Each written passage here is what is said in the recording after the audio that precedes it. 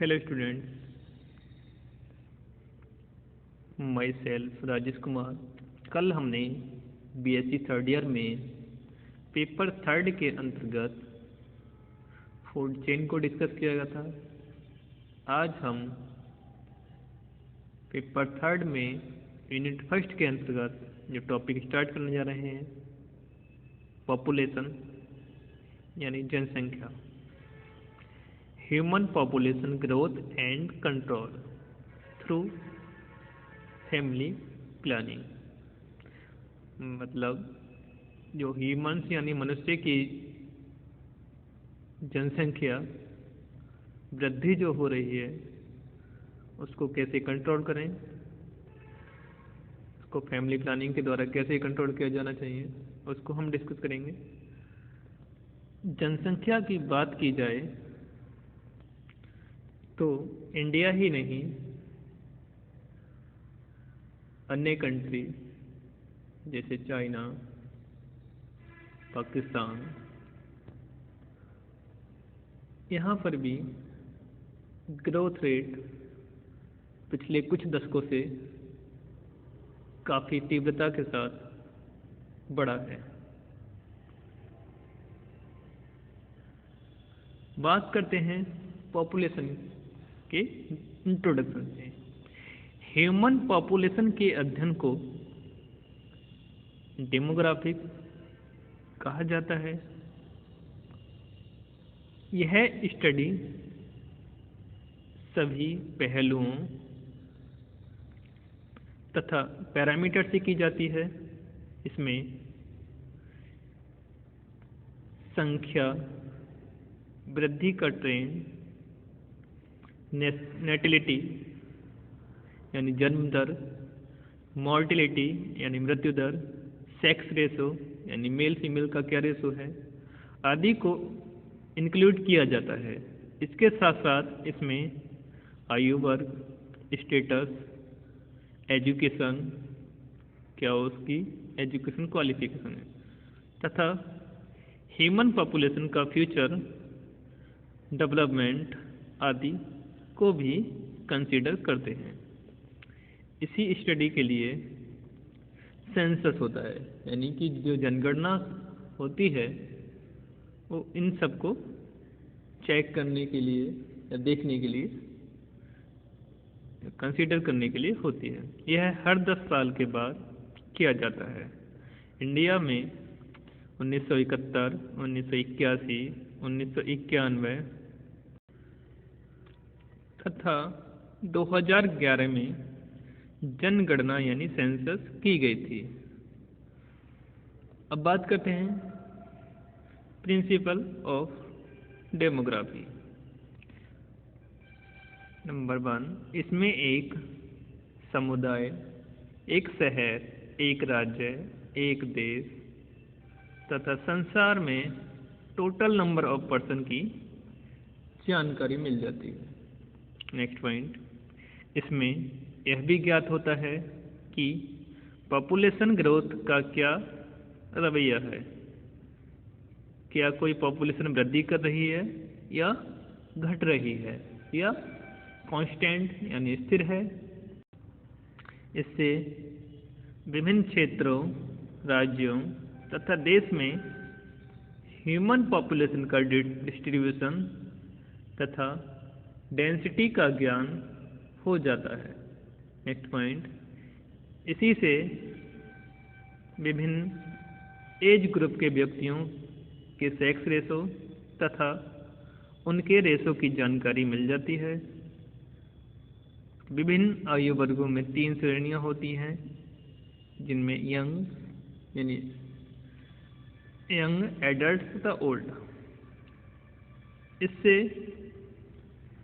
Different population growth के economic status का पता लग जाता है। नेक्स्ट पॉइंट, इसी से शिक्षित व अशिक्षित व्यक्तियों के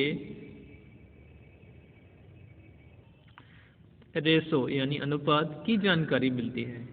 इसी से यह भी पता लगता है कि एक पॉपुलेशन में बेरोजगार युवाओं की संख्या कितनी है।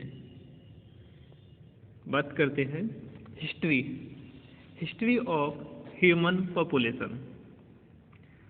मनुष्य का इतिहास करीब 50,000 साल पुराना माना जाता है। मनुष्य को ही एवोल्यूशन के प्रथम व एकमात्र ऐसे प्रोडक्ट के रूप में देखते हैं जिसमें विचार करने की क्षमता, सोचने समझने की क्षमता तथा इस बात की भी क्षमता होती है कि अपनी स्पीशीज को कैसे जीवित रखा जाए तथा कैसे उसकी ग्रोथ को सीमित रखा जाए। ह्यूमन पॉपुलेशन भी इतिहास का लगभग 4500 मिलियन के आसपास है। इसी को पॉपुलेशन कैरिंग डेंसिटी का हाईएस्ट एस्टीमेट मानते हैं। ह्यूमन पॉपुलेशन को प्रभावित करने वाले 3 फैक्टर प्रमुख हैं, जिनमें एक तो पॉपुलेशन एक्सप्लोशन, दूसरा वातावरण में होने वाले मेजर चेंजेज तथा third factor scientific industrial revolution. वर्तमान में वर्ल्ड पॉपुलेशन की बढ़ने की वार्षिक दर 2% मानी जाती है। देखने में तो यह बहुत छोटी लगती है, जबकि यह होती बहुत हाई है। यदि यही ग्रोथ रेट मेंटेन रहे तो एक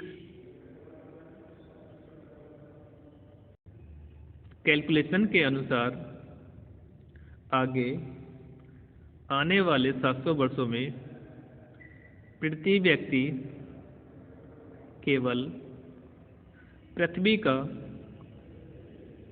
1 स्क्वायर फीट एरिया ही ले पाएगा। इसलिए यह आवश्यक है कि ह्यूमन पॉपुलेशन को रोका जाए और एक ऐसे स्तर तक लाया जाए जहां जीवन सुचारू रूप से चल पाए। अब बात करते हैं माल्थस व्यूज ऑन पॉपुलेशन। एक टी.आर. माल्थस ब्रिटिश इकोनॉमिस्ट थे जिन्होंने पॉपुलेशन के संबंध में निम्न व्यूज दिए। 1798 में टी.आर. माल्थस, ए ब्रिटिश इकोनॉमिस्ट, ने ह्यूमन पॉपुलेशन ग्रोथ पर एक थ्योरी दी जिसके कुछ मुख्य पॉइंट इस प्रकार है। नंबर 1, अगर ह्यूमन पॉपुलेशन को अनचेक्ड रखा जाए तो यह जियोमेट्रिकली वृद्धि करती है, जबकि इसके साधन जो कि यूज करते हैं जैसे फूड आदि की वृद्धि अर्थमेटिकली वृद्धि करते हैं। सेकंड पॉइंट, कुछ समय के बाद पॉपुलेशन तथा वातावरण में एक इनबैलेंस आ जाएगा। इनबैलेंस से मतलब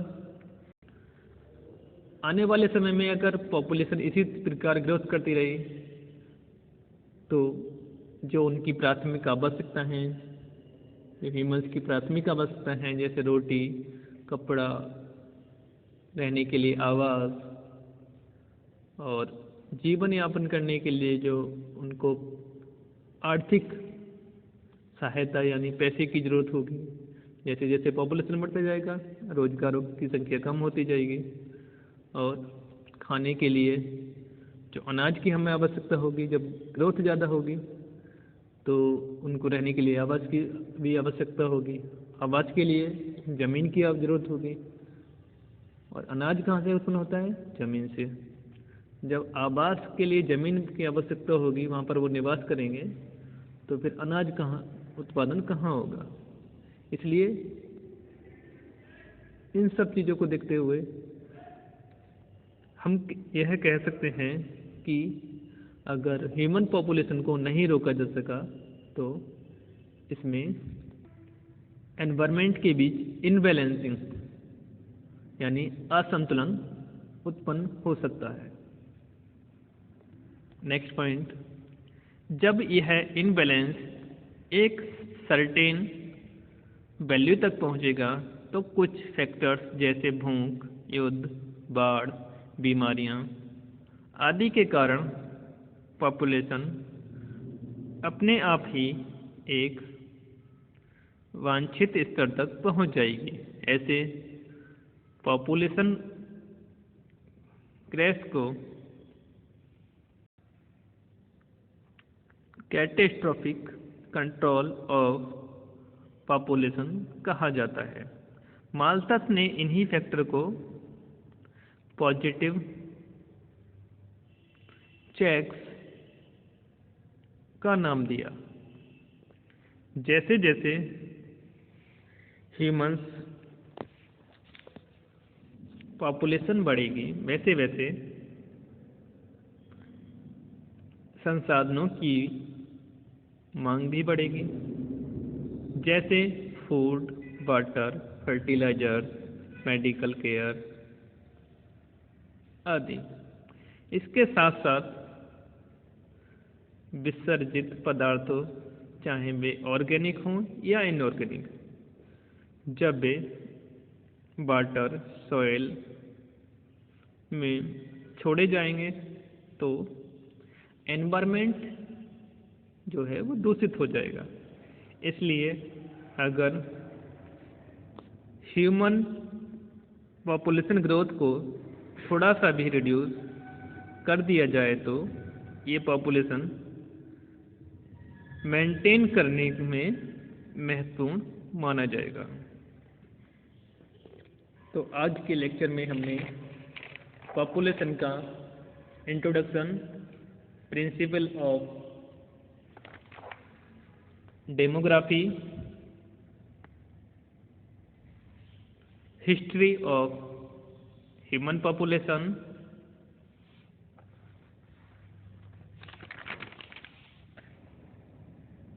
माल्थस व्यू और पॉपुलेशन को डिस्कस किया। कल हम नेक्स्ट लेक्चर में इसके सेकंड पार्ट